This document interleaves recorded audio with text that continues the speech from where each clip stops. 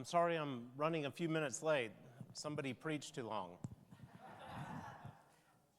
That person called me. So, anyway. So I see that we have some folks that were here last week and some folks that weren't. To give, to not just redo last Sunday's presentation, but to give everybody a place to stand. These interesting songs emerge from Isaiah, the prophet Isaiah's poetry, his prophecy, and they're called the Suffering Servant songs. And they came to the people of Israel in the midst of the Babylonian captivity or exile. The most traumatic event to the people of Israel in their day, after release from Egypt. Literally almost that sort of consequence was when the ancient empire of Babylon in 587 BC came and toppled Jerusalem, destroyed the temple, and took basically how Babylon would exercise power is that they would decapitate a place by taking its elites, whether they were religious or financial or political elites, and they would take them into exile.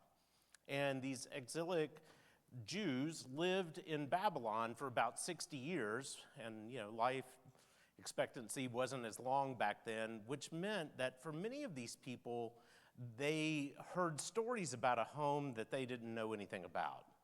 It was like grandma and grandpa's stories about why the church mattered. It kind of sounds a little bit familiar in our day and age, right? And they went through this traumatic event, and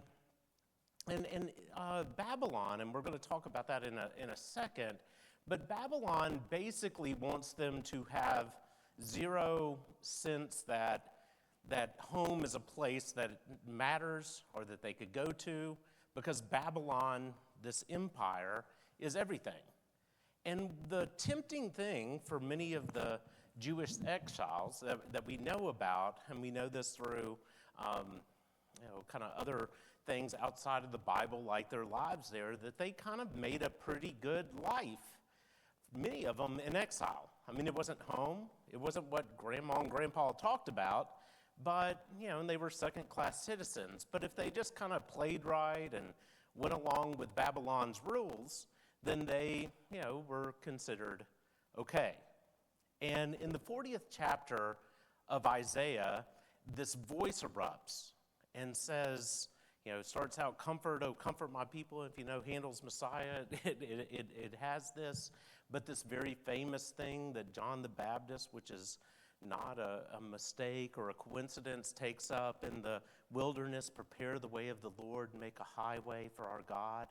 And for them, it was literal, because what Isaiah is trying to say is that you need to leave Babylon and all of its claims of superiority and over your life, and to realize that that's exile, and go home.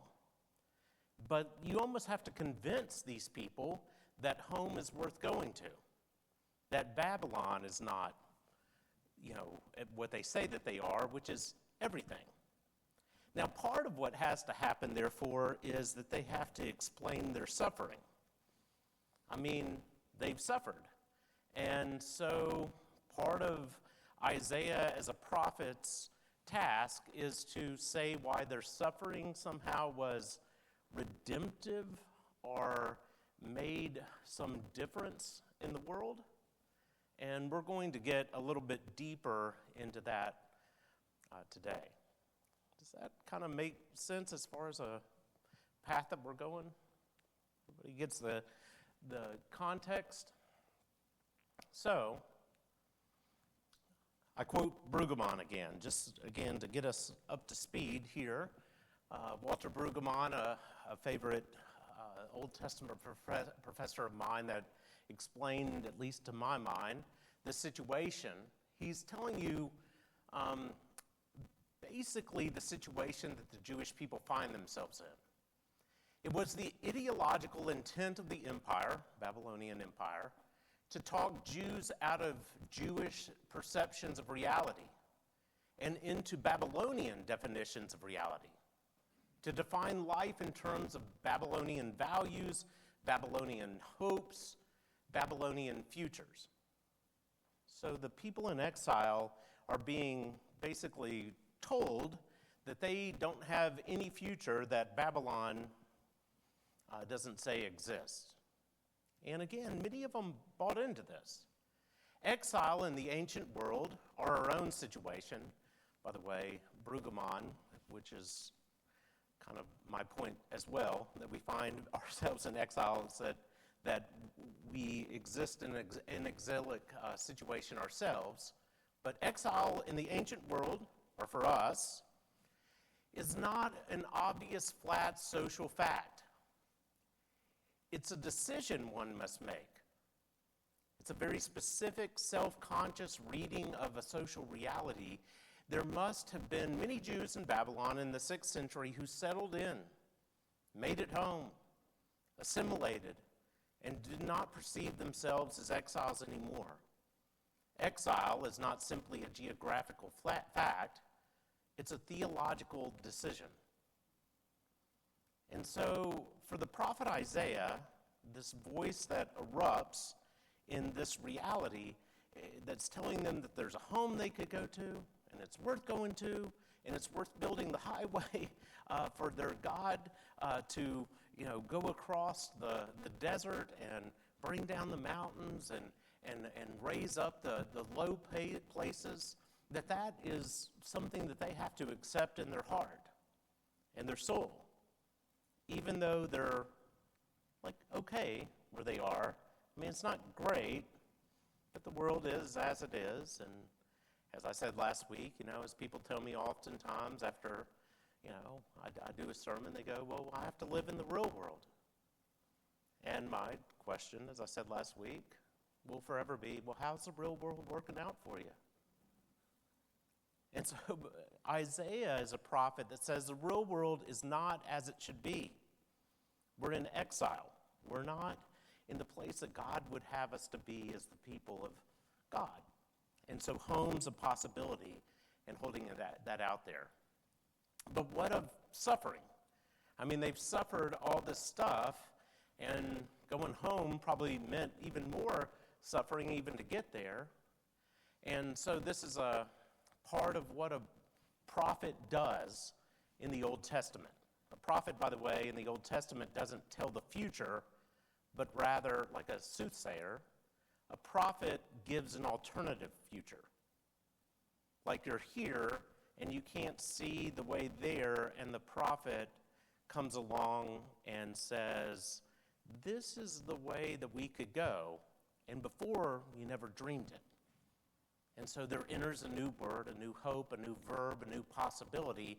It's not a new truth, but rather one long known that had been greatly forgotten. Suffering is not excused, but overcome. And so Isaiah wants to take seriously the suffering of his people, but say that that suffering somehow can be redemptive in our world.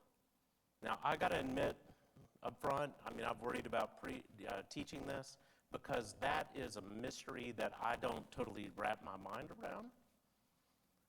How suffering is redemptive in our world, because suffering cannot be excused, especially when it's done by people in power over oppressed people and the like. And yet, what I hope that you'll see is glimpses of how it's done. And I'll give a preview next week. We're going to go into Jesus, because Jesus takes up this very narrative and says that his suffering has redemptive power. But it's not because, God relishes some sort of suffering, and I just needed enough suffering, so now I'm happy. But rather, through that suffering, through that crucible in the life of the world about us, that we're preserved and we triumph. And again, this is a mystery. So I'm trepidatious going into it, and if you come out of it like, I'm not sure totally how to digest all that, I think that that's okay. Okay? So what we're going to do is read the most famous of the suffering servant songs. These are the 4 songs of Isaiah, and the one that we're going to deal with mostly is the last. So, before we get into there, one of the things that you have to understand that the prophet Isaiah has this very unique way of saying that the people of Israel, meaning the people of God, and I would say, by the way, that means also us, have a particular vocation in the world as the people of God. Now, how they use it in churchy language, Bible language, is that they're holy. I mean, you can look ahead, but does anybody, without looking ahead, know what the word holy means, literally?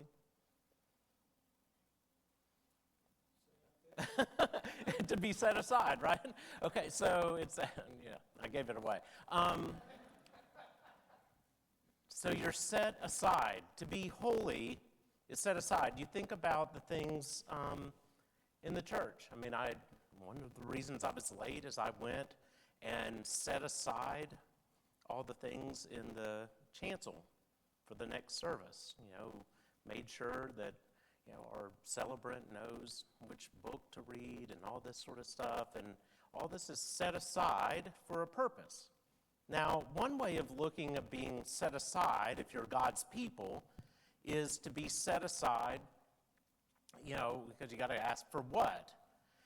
And another way of, talking about that, of course, this holiness is that you're set aside for, purity. Like you're the difference in the world. You're not like those other people. Now, I was raised in a denomination, the Church of the Nazarene, which is an American holiness denomination. And that's how we viewed holiness, to be set aside. We were different. And, so we didn't, go to proms and dance and, cuss much, and except at home, and nobody drank alcohol, and literally couldn't go to movies. The first movie I ever went to was Star Wars, and my parents broke the rules because everybody was going to Star Wars. But you're set aside as different, holy, against others. This is a debate going on in the Old Testament. Now, is that how we preserve ourselves, just by our purity? As the people of Israel, they wonder. Do we show ourselves to be different from the world by all the unique things that we do that's different? This is a debate right now, which, if you didn't know, is, literally raging to this day almost through every religion, even within Israel itself. How do we be distinctive in a world that doesn't accept us? And you can just kind of burrow into that, and that's one way of viewing it. But that's not how Isaiah views it. What he thinks we're set aside for is mission, to be a light to the nations. That basically what God was doing in the people of Israel is to be a bridgehead to the rest of the world. And so God's way of dealing with any of us as people of God is not as an end to ourselves. We're not cultivating our own spiritual garden, even though this is an individualistic society. That's not very biblical, certainly not Isaiah's vision, but rather it's not just about us, but God's dealing with us, setting us aside so that we could be set aside for others, be a light to the nations. And so you see this in one of the servant songs. The Lord said to me, I have a greater task for you, my servant. Not only will you restore to greatness the people of Israel who you have survived, but I will also make you a light to the nations, so that all the world may be saved. God's intentions for the world are that no portions of the world, even Babylon, get left behind. But if you're suffering, and you're oppressed in Babylon, you don't really know that you want to buy into that, do you? You just want them to be destroyed. You just want to say, well, we're different than you. You see how the different ways of looking at holiness come about. I would rather just say, I'm not anything like you, and thus you should not even exist. And this tension is through these songs and through the vision of Isaiah. I mean, he's saying you got to go home. Babylon's not home. They're lying about the world as it is. But one of the reasons you go home is to continue to shine a light of the right way to be in the world. Does this kind of make sense? Okay. So we're going to read this thing, and it's somewhat long. I don't know if we have another mic. I don't want to necessarily do it all. If you don't mind, I'll start it out, and then we can. So we're going to do the longest of the suffering servant songs.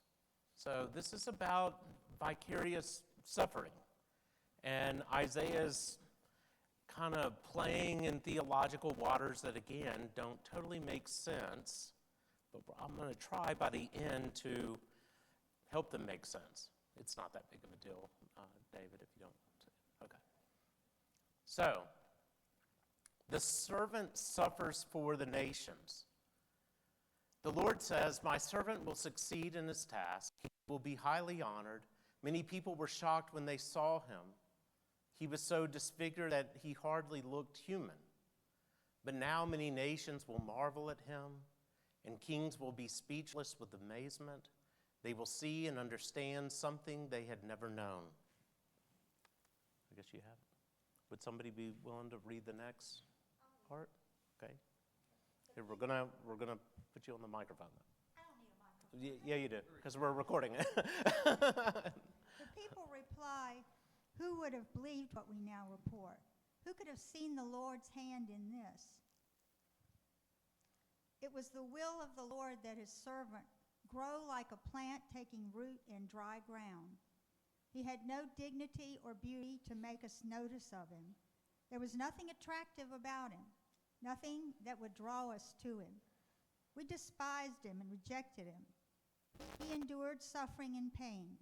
No one would even look at him. We ignored him as if he were nothing. Okay, so thank you, by the way. And anything you see highlighted is what I highlighted. So it's like a plant taking root in dry ground. In other words, it shouldn't be hospitable to it. The servant of the Lord, by the way, here is Israel in suffering, and the people talking in this are the peoples of the world. We didn't pay attention to him.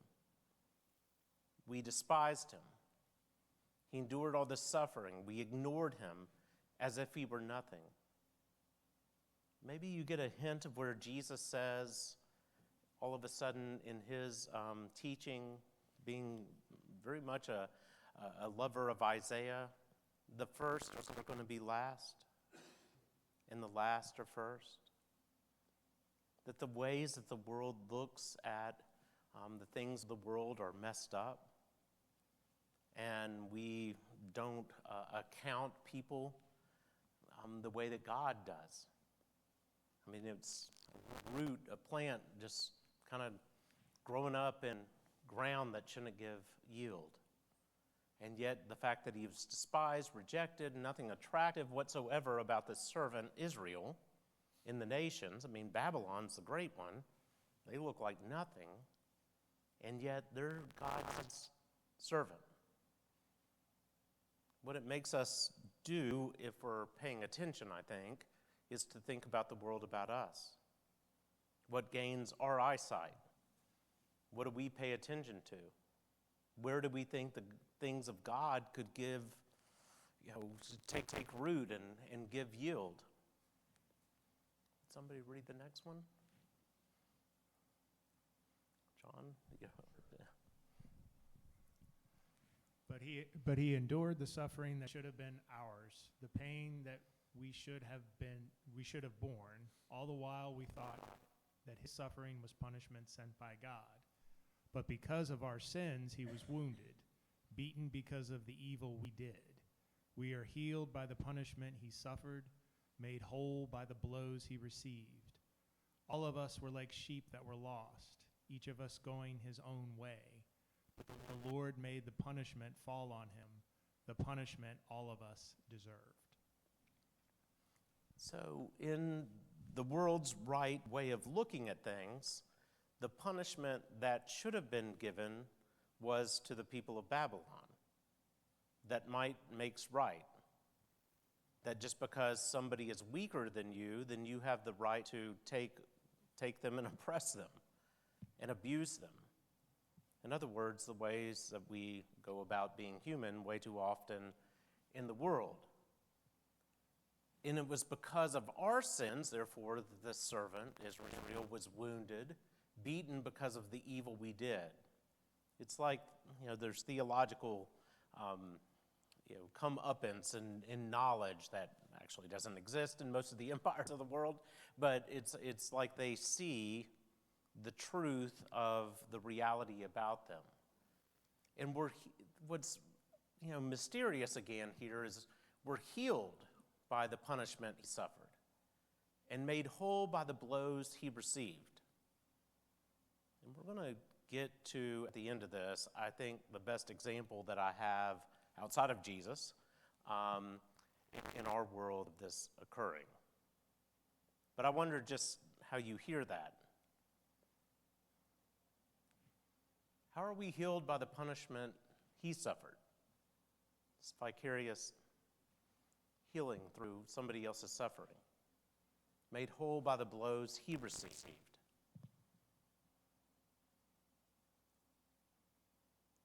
Given your faces, I'm not. Does anybody have a thought, a comment? Yeah, Fayetta?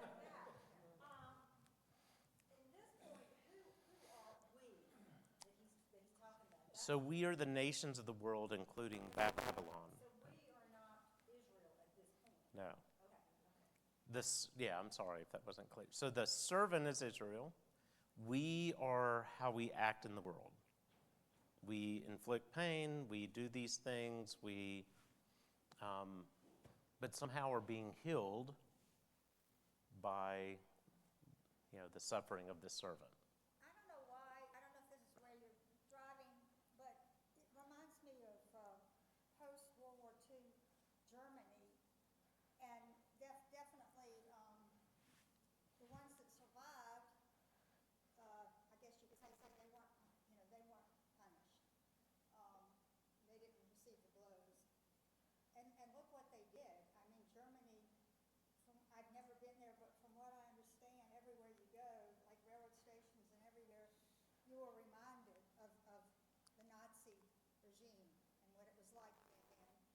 And I feel like they're being redeemed by going through that. They're being redeemed, and they're trying to prevent other people from being fooled by Hitler-like people.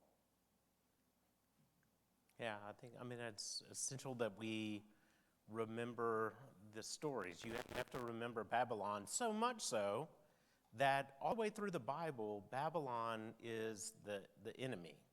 All the way, and I mentioned this last week, to the book of Revelation, that Babylon is still the enemy of God. So it's one of those things you have to remember what evil was done, by people with power and, just kind of the ability to pull it off. And so, for sure, I think it's saying that. Richard? I think what comes to me is the hope that the we's, those of us who are kind of strange from God, come to some sense of the injustice of that. Their conscience is pricked, or they are challenged and come to see the light, or something like that. Yes. Change in their ways would be the one way of understanding that the possibility of what he's saying. Yeah, so Richard talked about, if everybody didn't hear him, that would the nations, would Babylon learn?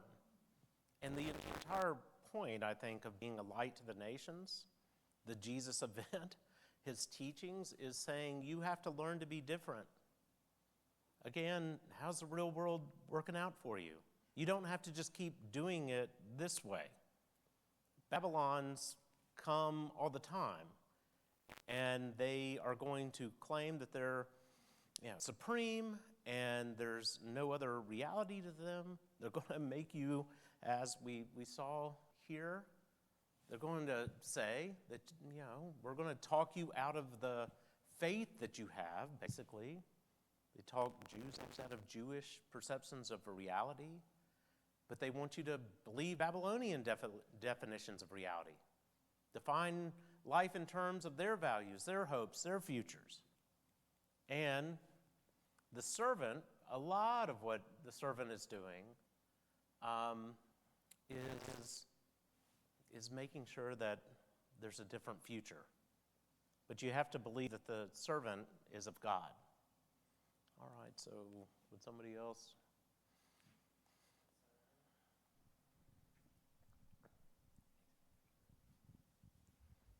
The people replied, "Who would have believed what we now report? Who could have seen the Lord's hand in this? It was the will of the Lord that his servant grow like a plant taking root in dry ground. He had no dignity or beauty to make us take notice of him. There was nothing attractive about him, nothing that would draw us to him. We despised him and rejected him. He endured suffering and pain. No one would even look at him. We ignored him as if he were nothing." So we had heard that, but I'm not dancing around. I didn't. But, I mean, it amplifies the point, right? We were saying. So let's continue here.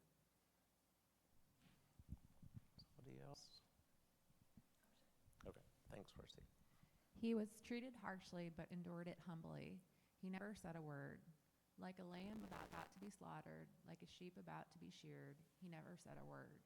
He was arrested and sentenced and led off to die, and no one cared about his fate. He was put to death for the sins of our people. He was placed in a grave with those who are evil. He was buried with the rich, even though he had never committed a crime or ever told a lie. You can tell why this was taken up by the gospel writers about Jesus, right? I mean, it's very much about that. But this context matters because of the people of Israel. All right, so I'm going to, I kind of gave that away a little bit. But so we'll listen to N.T. Wright for just a minute. And I think that he always has some good things to say. Sorry, he doesn't say it exactly how I would, and yet I think that it's helpful. So,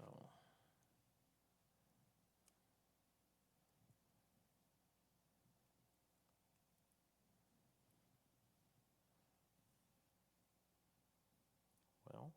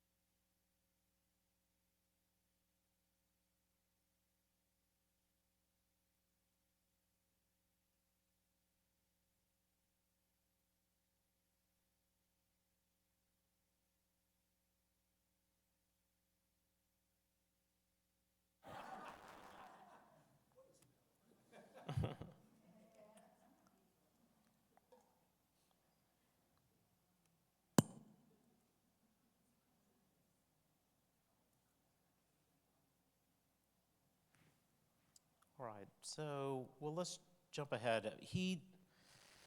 So N.T. Wright, what you were going to hear, is someone that speaks about the fact that throughout history, and certainly the history of the Bible, it tries to contend with why does suffering occur to people that are just doing the right thing. And our temptation being that, basically that, you are tempted, as Babylon says, to just believe that you should give up and give in to that worldview, that it's supreme, that it is ultimate, that it's eternal. And I hope, for those who have been to church, you heard of this a little bit in the sermon, and I hope that those who haven't will, is trying to find, where does your future lie?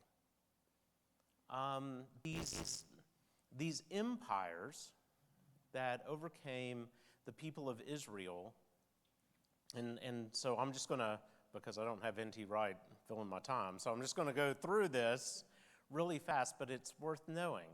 So if you're the people of Israel, in 787 BC, the northern half of your country was destroyed. Judah, the southern half, endured. These are what's known as the lost tribes of Israel, right? Up there in the Galilee. And then, the southern people, as southerners do, they said, well, we're special. I mean, Assyria didn't take us over, so, God likes us better. And I mean, God does like southerners better in some ways. But anyway, but that didn't last very long when Babylon showed up and destroyed them. Okay, and so that was 587. Then they got to go home, which Isaiah is pointing to, but the only reason they got to go home is because the Persian Empire in 536 BC overcame Babylon, and they just had a different way of controlling people. They would allow you to be at home as long as you knew who to pay taxes to. Kind of sounds like our homes, right? I mean, so so they were allowed to go home, and that's where this is all occurring. Now, they get overcome by, does anybody know the next person to come on the scene and undo the Persians? Alexander the Great. So Alexander the Great, the reason that the New Testament's in Greek, overcomes them. They go a little bit too far, and there's this brief moment in the history of Israel where they are not overcome by somebody else, and that's the Maccabean Revolution, or a revulsion or revolt. If you have ever heard about this is where we get Hanukkah. You don't have to remember all this, but that lasted about 100 years. So from 787 till just about 100 years before the time of Jesus was the only time that they were independent. Then came the Romans, as you're going to hear today in the scriptures. The Romans destroy the temple in 70 AD, and the Jewish diaspora happens until the 40s of the 1940s. And so this people, this people of God had to figure out, how are we going to be, how are we set aside in such a world? I mean, they're controlled by others at every turn. They have these brief moments of independence, but they're very brief. Okay? And what they give us, again, through the prophets, are the idea that their suffering is not for nothing, that basically that God has something redemptive to do through their suffering to teach the world how to be different. Okay? Does that make sense? And so, as you can see, because I jumped ahead, and here we are, and N.T. Wright didn't come up, I think the best example that we have is Martin Luther King Jr., who definitively changed our world. I hope we would all agree. But how he did this was by saying that the world as it is not okay. Babylon, in other words, is not who they claim to be, that there's a new home to go to, that there's a new reality that we can live into. And through nonviolence, which caused immense suffering, and by highlighting the suffering that was caused in that unjust system, and just being oppressed, in full view of everyone, all of a sudden the world changed. And I asked the question, how does God's servant show through suffering that the first are last and the last are first in God's measurements of the world? Well, would anybody, right now, say that those who were first at that time and age were first as history has judged them, and the last, of which he was accounted a part, have somehow ascended into first? I hope you're seeing I'm trying to just show you how this works in real time. But they knew, and they were teaching one another as they did trainings with these young people to go and sit at lunch counters and everything else, that you're going to be abused. And by your abuse, by being a suffering servant, you were going to expose the lies of Babylon. Does this make sense? And so it's the only way I could kind of think to really connect it with us. So it's still mysterious. The suffering shouldn't have ever happened. It's still wrong.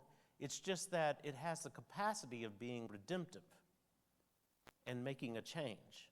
It exposes the lies of Babylon. It gives the possibility, as a prophetic voice always does, to another place, not soothsaying again, but like, hey, let's go here, instead of believing that here's the only place we can go. Again, how's the real world working for you? Well, not real good. And so let's be a different real world. Does that make sense? And so that's how I believe that suffering can be redemptive and bring healing. Even though, by the way, again, it's always 100% wrong that it happens.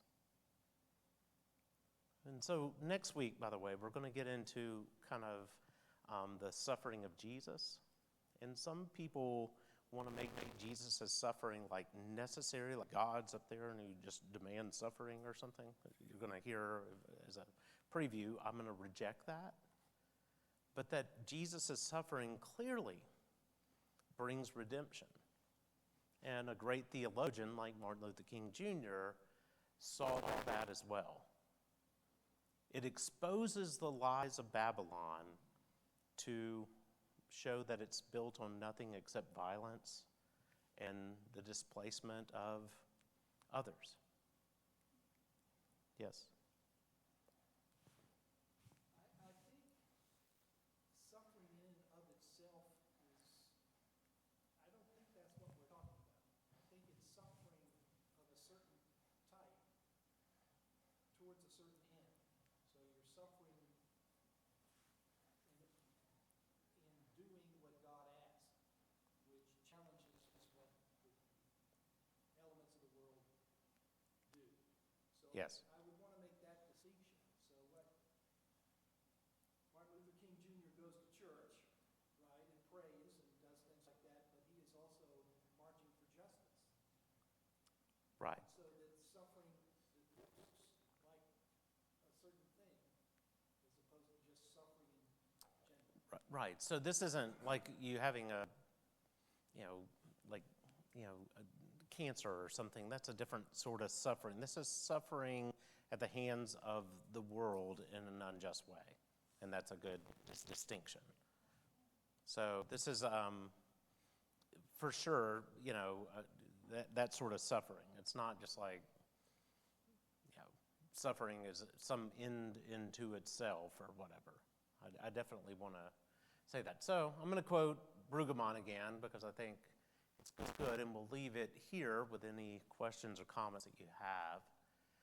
And so when he's talking about exile, where's not our home, and homecoming, as the prophet Isaiah says, and the suffering servant in the midst of this, he says the most compelling example of this imaginative articulation of an alternative in American culture may be the liberated preaching of the black church. The best known case, of course, is Martin Luther King Jr. He had the tongue of a poet and the cadence of liberty in his speech. He was able to summon an exiled community out beyond the imperial definitions of the day, which held his people in bondage. When he issued his famous poetic proposal, "I have a dream," that was just a summons, such a summons.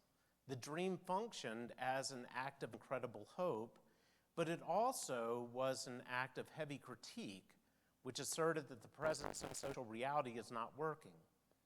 Such speech re-describes the world so that Babylon is now seen as exile, so that suffering has a point of showing us the empire's defects, and home is somewhere other than where Babylon claims it to be.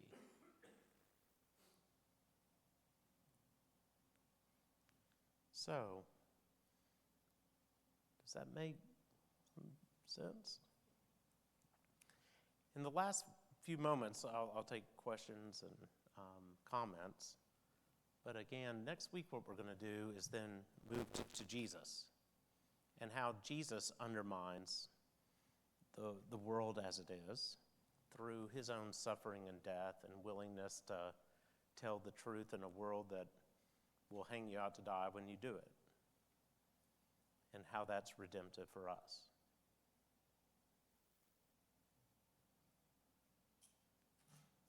Any questions, comments as we... Okay. The dynamic here has to do with physical space. Okay. So Israel is in a different physical space. That is not home. Home is this other physical space, Israel-Palestine. I would say for most of us, that doesn't work. That doesn't speak to us so much. So there's a different... Physical space is critically important. That's where we are.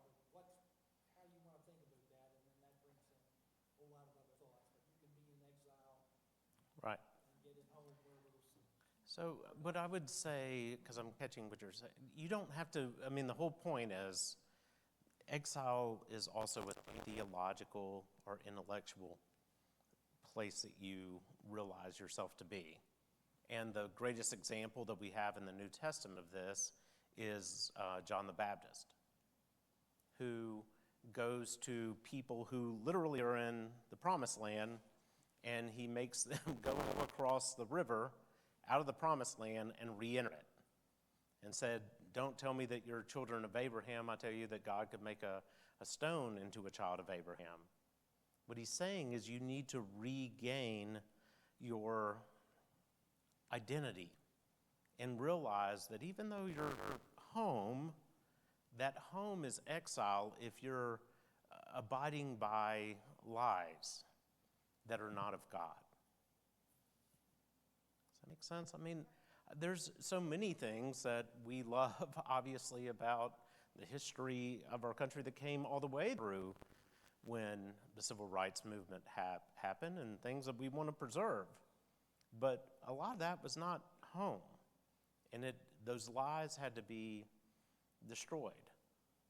So that, and of course we're all still living here, but there's no way to truly be home and not in exile until the lies are destroyed.